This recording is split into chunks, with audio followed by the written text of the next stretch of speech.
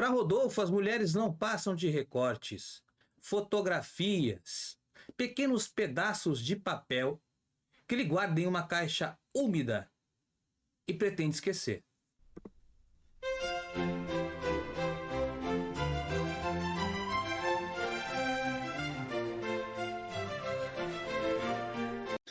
Muito bem, meus caros, sejam bem-vindos ao Além da Leitura. Estamos no 13º capítulo de Madame Bovary, a obra do autor Gustave Flaubert, clássico do realismo francês. Se você, assim como eu, ama a boa literatura e sabe que a partir dela podemos colher ensinamentos para a vida toda, você encontrou o canal certo, porque aqui nós vamos na raiz das obras, buscar aquilo que pode edificar a nossa alma. Muito bem, meu querido, estamos na altura do 13º capítulo e, como você já percebeu na introdução, estamos a tratar de Rodolfo e os seus sentimentos para com as mulheres. Você há de perceber, logo nos primeiros parágrafos deste capítulo, que o centro é a relação Rodolfo-Emma, mas que o Flaubert nos dá um vislumbre de todo o panorama emocional, todas as relações amorosas que Rodolfo teve em sua vida. Aqui nós temos uma construção de um desvelamento de um personagem muito maior do que nós pensávamos. Estamos diante realmente de um cínico, de alguém que está jogando com as mulheres, de um verdadeiro assentimental, se é que nós podemos usar essa palavra. Um ser que não tem, que pisou em seus próprios sentimentos para que pudesse pisar nos sentimentos das outras pessoas, das outras mulheres. O capítulo começa. Mal chegou em casa, Rodolfo sentou-se à secretária sob a cabeça de veado que servia de troféu na parede. Então vamos vislumbrar aqui o cenário. Uma pausa. A tradução que eu tenho é esta aqui da editora Abril, tá? Uma edição bem antiga, se eu não me engano, de 1967. Então, pode ser que o texto mude um pouquinho. E temos até aqui um erro de português. Chegou em casa. Diríamos chegou a casa, certo? Contudo, meus queridos, o mais importante é a obra, o enredo. E aqui, nós vemos que a casa de Rodolfo, ela é meio que um palacete deste Dom Juan, né? Dom Juan da Roça.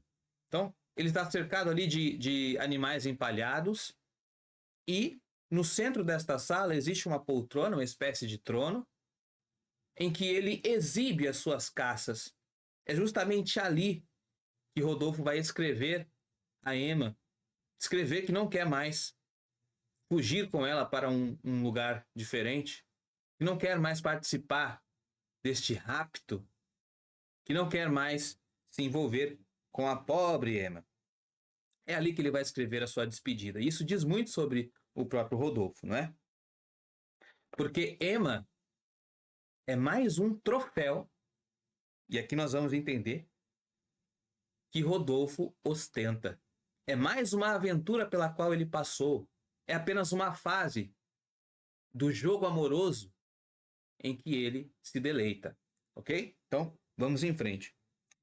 Mas, com a pena entre os dedos, nada achava para dizer e, apoiando nos cotovelos, pôs-se a pensar. Ora, aquele que vivia enchendo os ouvidos de Emma de conversas fiadas, doces, mas fiadas, que escondiam ali o veneno amargo da posse. A única coisa que o Rodolfo queria de Emma era possuí-la. E conseguiu. Agora não encontra uma palavra para escrever, para dizer os seus sentimentos. Pois, apoiando-se nos cotovelos, pôs-se a pensar. Emma parecia-lhe ter recuado para um passado longínquo, aquela que, aspas, não saía mais dos seus pensamentos. Como se a resolução que ele tomava pusesse, de repente, um imenso intervalo entre ambos. Frio, calculista, distante. Não é mais aquele Rodolfo que arde em paixão, já é um caçador que já tem a caça presa, não é verdade? Então toma uma distância a partir do momento que decidiu não mais viver com esta mulher. Então, para recuperar alguma coisa dela, foi buscar no armário, à cabeceira da cama, uma velha caixa de biscoitos de Reims, onde guardava habitualmente as cartas femininas. Lembra que eu falei a vocês que nada aqui está por acaso? Nem uma palavra, nem um substantivo foi escolhido aqui a esmo. Tudo tem uma intencionalidade. Então, o Flaubert nos diz que ele guardou as cartas, não só de Emma, mas as cartas femininas que ele recebeu ao longo da sua jornada amorosa. Ou seja, ele faz ali uma espécie de depósito de todas aquelas vivências amorosas que ele teve. Emma é só mais uma. É só mais uma mulher nesta vida de aventuras que ele leva, certo? E aonde ele guarda? Ele guarda numa caixa de biscoitos. Os biscoitos são pequenas bolachas, doces, gostosas, mas é pequena. É minúsculo. É uma delícia que você consome rápido. Percebe a relação que ele faz com a própria personagem Emma, com a própria pessoa da Emma? E não só da Emma, mas de todas as mulheres que ele teve. Certo? Guardava habitualmente as cartas femininas ali. Um cheiro de pó úmido e rosas murchas se evolou dela. O que murchou? E o que encheu-se de pó e ficou úmido? Senão algo que ficou esquecido.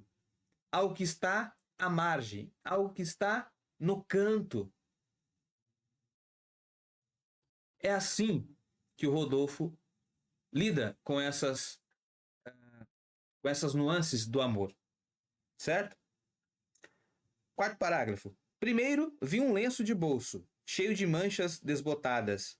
Era um lenço dela, usado uma vez em que pusera sangue pelo nariz. Aqui me fez lembrar aqueles votos, obviamente, que ela fazia, pactos de sangue que ela ficava insinuando que o Rodolfo fizesse com ela, mas, sobretudo, um conto dos irmãos Grimm chamado A Guardadora de Gansos, em que a mãe da personagem principal, para manter o vínculo com a princesa, que precisa sair da sua terra para se casar, ela faz um corte em seu dedo e pinga 3 gotinhas de sangue no lenço. Você, se é apaixonado, assim como eu, por contos dos irmãos Grimm, contos infantis, contos de fada no geral, faça um estudo sobre isso, você vai se recordar. Este pacto de sangue é o elo entre as duas personagens. E aqui meio que a Emma, nós podemos imaginar um espírito fantasioso que também deseja esse tipo de união e apela para tudo, certo? Então, no meio de tudo isso, estava lá este lenço, tá? Em que uma vez pusera sangue pelo nariz, num passeio. Ele já nem se lembrava disso. Perto dele estava a miniatura de Emma, com gravações nos 4 ângulos. A toilette pareceu-lhe pretensiosa, o olhar afetado, de efeito lastimoso. Depois de tanto contemplar o retrato e evocar o modelo, os traços de Emma pouco a pouco se confundiram em sua memória. Quer dizer, são os recortes de Emma que vão surgindo. Uma situação tal, um beijo tal, um perfume tal, um pedaço do cabelo. Quer dizer, ele vai fazendo um recorte e vai tentando agora colar essa verdadeira boneca remendada que se tornou Emma para ele. Percebe? Emma não é nenhuma pessoa no seu aspecto geral, uma unidade para Rodolfo, não é. É um recorte de emoções, de sentimentos, de sensações. Ela foi completamente picotada, né? Completamente picotada para servi-lo em pequenas doses, assim como pequenos biscoitos que você vai ali, quando dá uma fome você vai pegar. Percebe? Como que o Flaubert nos faz entender esta relação que o Rodolfo tem para com Emma? Este sentimento que ele ele lhe atribui? Né? Não consegue nem fazer mesmo um retrato unificado da pessoa da pessoa que ele jurou amor eterno. E nós sabemos que não era verdade. Depois de tanto contemplar o retrato e evocar o modelo, os traços de Emma pouco a pouco se confundiram em sua memória, como se a figura viva e a pintada, roçando-se entre si, se fossem reciprocamente apagando. Né? É uma... Ele rememorando e ele esquecendo. O gás carimbando a persona de Emma como uma coisa passageira, uma coisa que ele deve fazer um esforço tremendo para se lembrar. Que coisa horrível, não é? Pôs-se a ler as cartas, cheias de explicações enfadonhas, né? Relativas à viagem que fariam. Curtas, técnicas e urgentes, como cartas comerciais. A relação comercial que o próprio Rodolfo tem, não só com ela, com Emma, mas com todas as outras mulheres. É comércio, é barganha, é negócio. O que significa negócio? Negação do ócio. Só procura essas mulheres, só procura os braços dessas mulheres com que ele se relacionou, e Emma faz parte dessas pessoas, quando ele necessita, quando ele está sem fazer nada, quando não há nada melhor para fazer. Hã? Quis reler as longas, as de outrora. Para olhá-las no fundo da caixa, teve de tirar todas as outras. Ou seja, Emma está no fundo. As cartas de Emma estão no fundo. E maquinalmente, mais uma vez o Flaubert insiste aqui no aspecto mecânico da coisa, maquinalmente pôs-se a remexer aquele monte de papéis e objetos. Tudo misturado, tudo a mesma coisa, tudo sem significado, tudo sem importância, tudo jogado em uma caixa, num canto, umedecido. Gente, achou misturados ramalhetes, uma liga, uma máscara negra, alfinetes e cabelos. Cabelos! Né? O próprio Flaubert nos faz nos dá essa exclamação aqui, esta interjeição, porque é a mesma que o próprio Rodolfo está sentindo ao ver aquilo. Cabelos? Meu Deus, que ridículo! Entende? Escuros e louros, alguns mesmo presos ao fecho da caixa, se partiram quando ele abriu. Quer dizer, o Leão é um caçador, o Rodolfo é um caçador. São simplesmente troféus. Ostentados, mas não na parede, vistosos. Num canto, umedecido, jogado, todos misturados, sem importância. Brinquedos que ele manipula, certo? Examinava a letra e o estilo das cartas. Umas pediam amor, outras pediam dinheiro. E para ele é a mesma coisa. Tá tudo no mesmo balaio de gato. A propósito de uma palavra, lembrava-se de rostos, de certos gestos, do som de uma voz. Às vezes, porém, de nada se lembrava.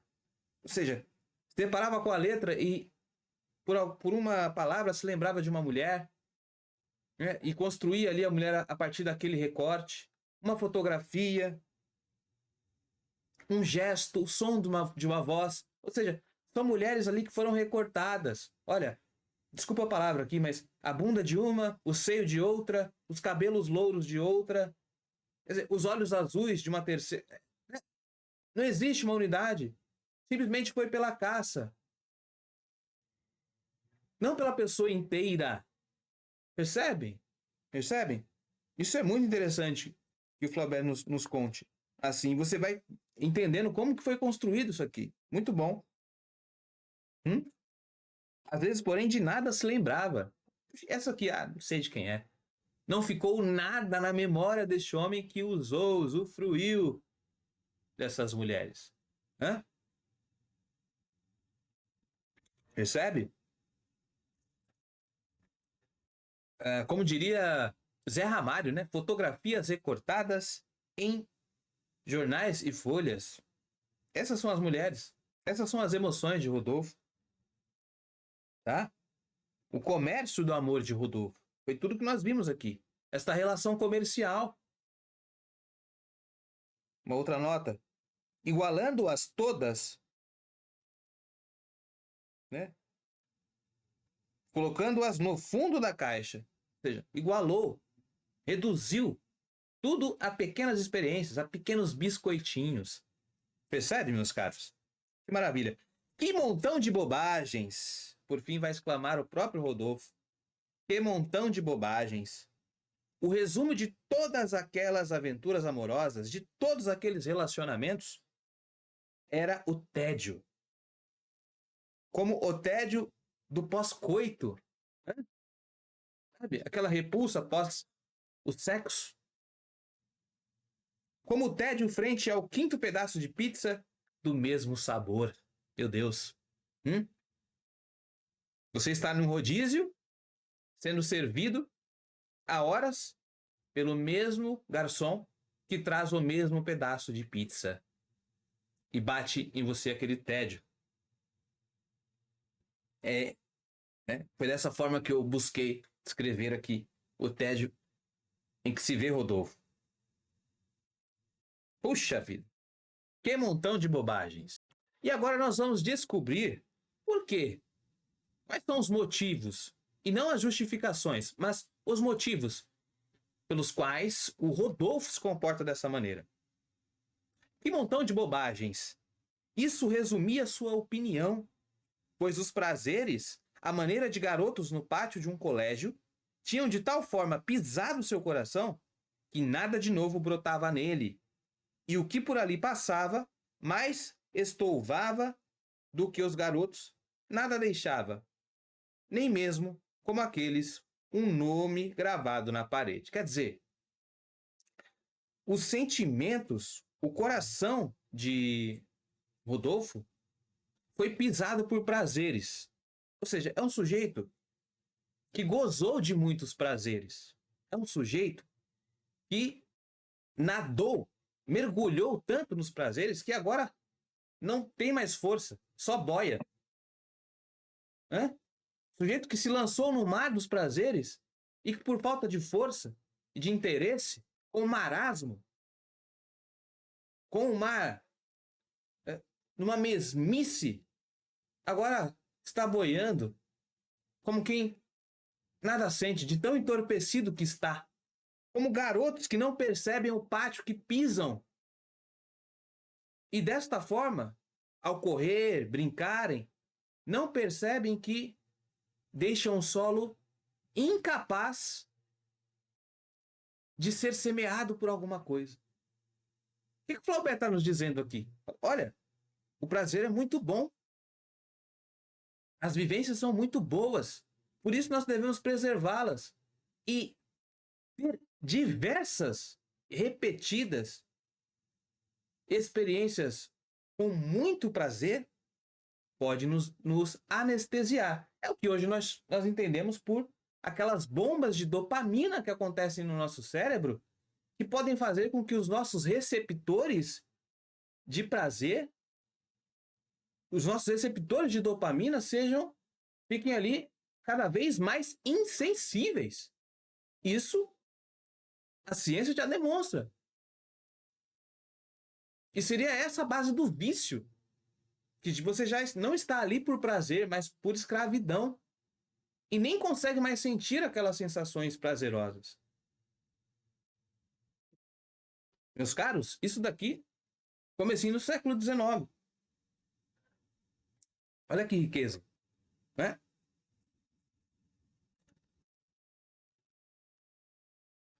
Vamos. E então decidiu começar a escrever de fato alguma coisa. E escreveu: Coragem, Emma, coragem.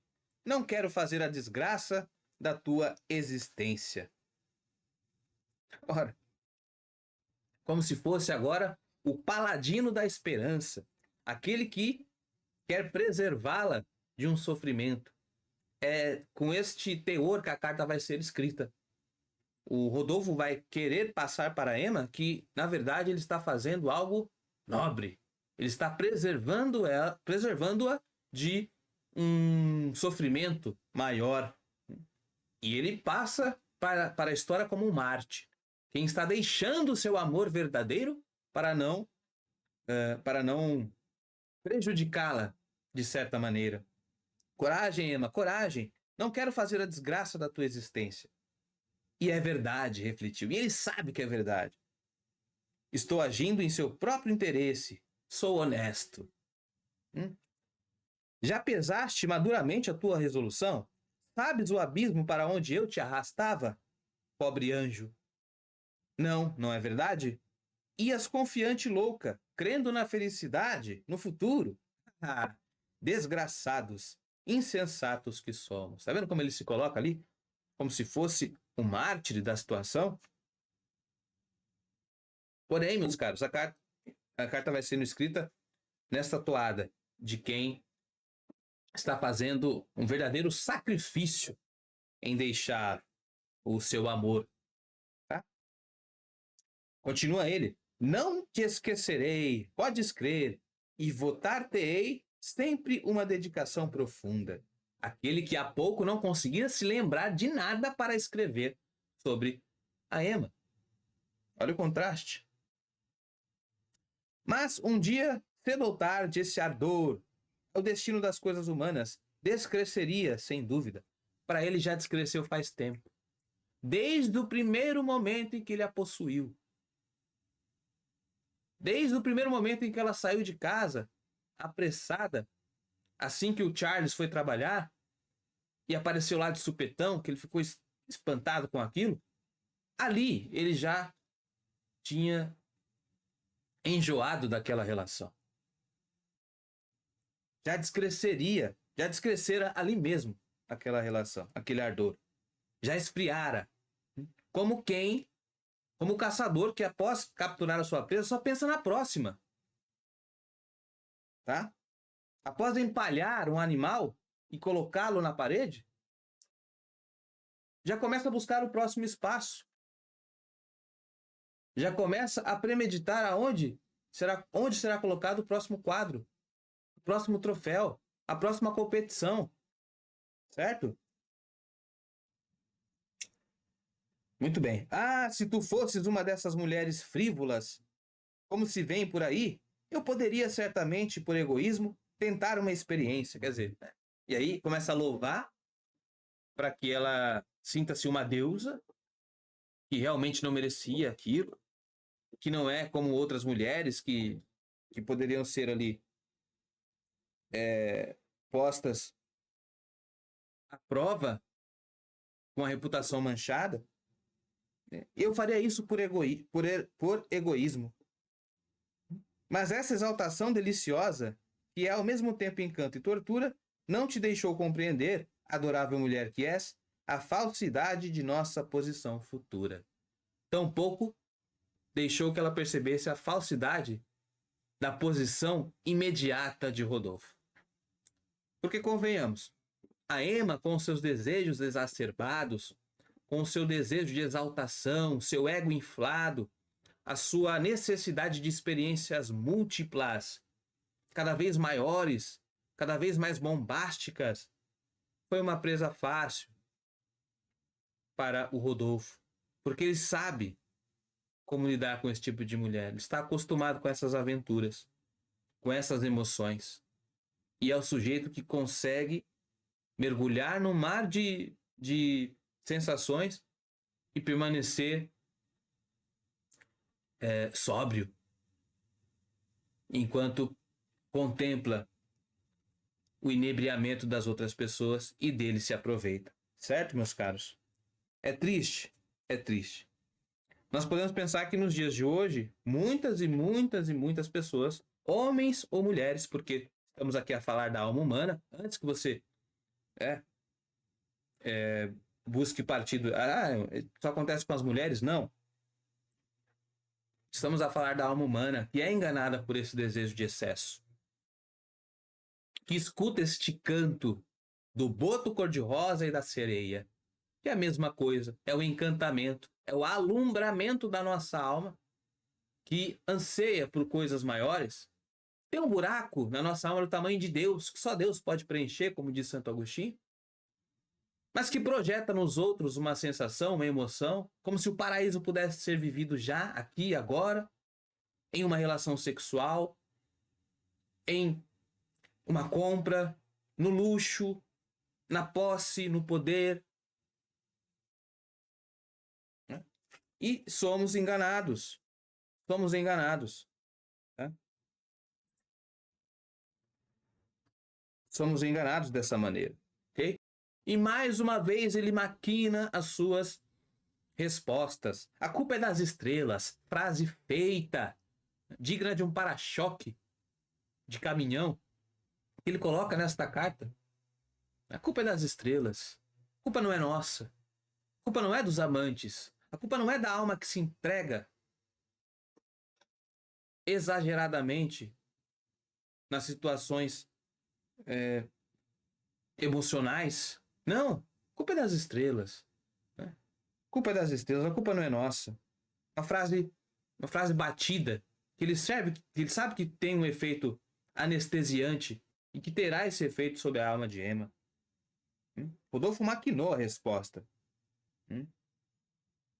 Se tu fosses frívola, foi justamente esta frivolidade aparente, né, que lançou Rodolfo no cangote de Emma. Exatamente essa frivolidade que ele pescou assim que bateu o olho na Emma, assim que pisou o pé na casa ali dos Bovary. Pobre mulher, pensou enternecido, vai ver que sou mais insensível que uma pedra. Devia levar vestígio de lágrimas. E ali, ao final da carta, ele coloca água em um copo, molha um dedo e pinga uma gota para simular uma lágrima derramada. Frio, calculista. Escreveu essa carta como quem digita um e-mail, hoje em dia seco.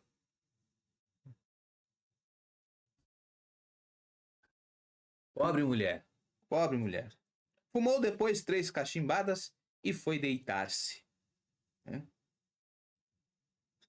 E então, no dia seguinte, mandou que o seu criado, Dirá, levasse a carta até Emma, junto com uma cesta de frutas, e recomendando àquele criado que dissesse que o Rodolfo já havia partido, para que ela não o procurasse. Emma recebe o criado ao lado da sua criada Felicidade. E aqui eu não posso deixar de comentar isso. A Felicidade, para Emma, não passa de uma criada. Felicidade está a serviço de Emma, como quem colocou um jugo sobre a Felicidade, como quem ordena, como quem quer ser servida pela Felicidade. E, meus queridos, nós sabemos que isso dá em problema, tá? Só uma aspas aqui. Emma não se conteve mais. Saiu como que para levar os frutos, despejou o cesto, arrancou as folhas, achou a carta, abriu-a e, como se houvesse atrás de si um pavoroso incêndio, pôs-se a fugir em direção ao quarto, esbaforida, ou seja, tomada por um ardente presságio. Sabia que aquele criado trazia algo que pudesse abalar a sua estrutura emocional. Sai correndo como quem está contemplando o incêndio que está vindo para devorá-la. Tá? No meio do caminho, encontrou Carlos, de passagem, que lhe falou. Ela não o ouviu, porém, e continuou a subir as escadas num tropel, ofegante, atônita, ébria, segurando sempre aquela horrível folha de papel que lhe estava entre os dedos como uma placa de lata. Em cima, lançou-se para a porta do sótão, que estava fechada. Tentou então acalmar-se. Lembrou-se da carta. Precisava terminá-la. Não se atrevia, porém. E depois, onde, como? vê-la-iam de certo. Ou seja, ela sobe até uma espécie de sótão e fica na beira da janela. Fica à beira da janela, lendo, terminando de ler a carta. O Flaubert nos diz que ela começa a passar mal, uma espécie de taquicardia, e por muito pouco não pensa em dar cabo da vida ali mesmo, né? Por que não daria fim a tudo? O que assustava? O que aprendia aquela vida, uma vez que tinha aprendido o seu tudo, perdido o seu tudo, que era Rodolfo? Era livre. Como assim livre? E sua filha? E seu esposo? E a sua vida? Era livre. Podia fazê-lo. Ou seja, e Berta? Onde é que está Berta? Onde está Berta? A pergunta que nós fazemos sempre que, desde que a criança nasceu, onde está a sua filha? Onde está aquele ponto de inflexão que podia mantê-la na realidade?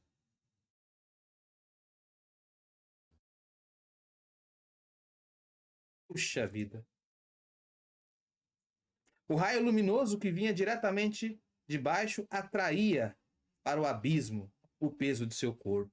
Olhando para baixo, contemplando aquilo, e vamos, vem, vem. Se joga. Parecia-lhe que o solo da praça, oscilando, subisse pelas paredes, cada vez mais perto, e que o sobrado se inclinasse à maneira de um navio que joga. Emma sustinha-se na beira, quase pendurada, rodeada pelo vácuo. O azul do céu empolgava, o ar circulava-lhe na cabeça oca. Nada mais teria de fazer senão ceder, se jogar, deixar-se levar, e o ranger do torno não cessava, como voz furiosa que a chamasse. Emma, Emma! Esses gritos são de Carlos, que está ali contemplando naquele desespero. Parece que a mulher vai se jogar e quer se suicidar. E o Carlos grita e a detém. A ideia de que acabara de escapar à morte esteve a ponto de fazê-la desmaiar de terror. Fechou os olhos, depois estremeceu ao contato de uma mão que lhe segurou o braço. Era a Felicidade, a sua criada. O patrão está à sua espera, senhora. A sopa já está servida. Enquanto isso, o jantar fora servido, a sopa, e todos a aguardavam para aquela refeição. Felicidade vem, então, tirá-la desse torpor e avisar que o patrão está à sua espera. E foi preciso descer, e foi preciso ir à mesa. E aí, meus queridos, aquele clima horroroso de quem acabou de receber a notícia mais drástica de toda a sua vida até aqui, e que precisa manter as aparências, afinal de contas, ninguém sabe do teor desta carta. Ninguém sabe da relação amorosa. Alguns desconfiam, mas ninguém tem certeza. E, enfim, é preciso manter as aparências. Emma senta-se, não quer comer absolutamente nada. O Charles vê a cesta que o criado do Rodolfo trouxe, pega uma fruta, come, cospe os caroços na mão, oferece a fruta a Emma, passa a fruta no lábio de Emma. Emma sente um nojo, uma repulsa, porque sabe que aquele sabor doce, aquele cheiro agradável, para ela é repulsivo. Tem cheiro de separação, tem um gosto amargo da despedida, não é verdade? E exclama: falta-me o ar, erguendo-se de um salto. De repente, um tilbury azul passou rápido. Era o próprio Rodolfo. Capava o gato dali, picava a mula. Como um relâmpago, passou por aquela escuridão de Emma Bovary. Emma soltou um grito e caiu ao solo de bruços. Com efeito, Rodolfo, depois de muito considerar, decidira ir para Rouen.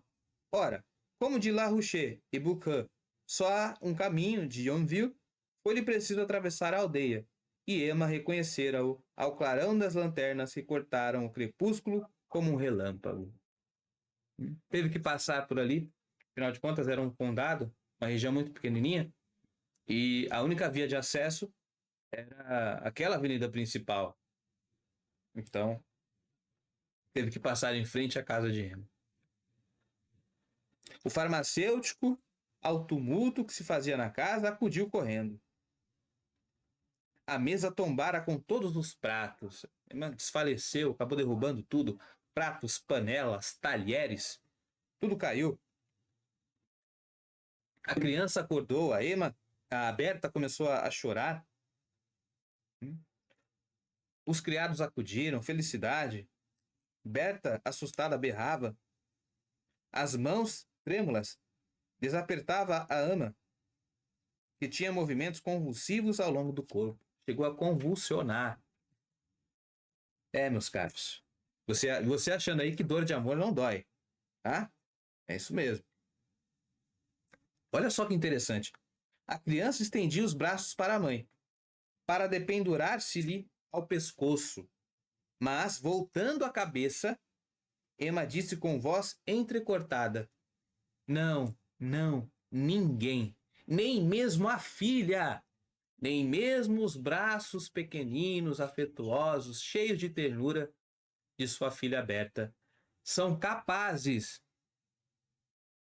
de oferecer um consolo ao coração amargurado e abandonado de Emma Bovary. Não encontra na sua realidade, não encontra nem em sua própria filha um alento para esta dor tão doída. É ou não é um exagero, minha gente? É um exagero. É um exagero. Mas, voltando a cabeça, Emma disse com voz entrecortada: Não, não, ninguém é capaz. Ninguém é capaz de curar esta ferida. Muito bem. A coisa se complica, o Charlie chama outros médicos ali para ajudar.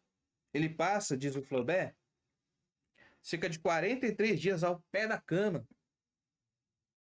Carlos, de pé, conservava-se no fundo do quarto. Durante 43 dias, Carlos não a deixou. Ficou ali velando a esposa, em estado de morte, petrificada, um cubo de gelo, estirada sobre a cama. Enquanto isso, o senhor Homé, ele fica ali, enchendo linguiça, falando bobagens a respeito do estado de Emma, porque nenhum nem outro sabe o que ela tem. E quando o Charles comenta que ela ficou assim, que teve essa convulsão, que teve este surto quando cheirou as flores, sentiu o perfume das flores e o gosto da fruta, o Homé fica espantado, né? Diz que extraordinário, podemos investigar isso, isso pode ser um artigo científico, aquela bobagem toda que nem o Charles escutava. Ninguém queria saber daquilo.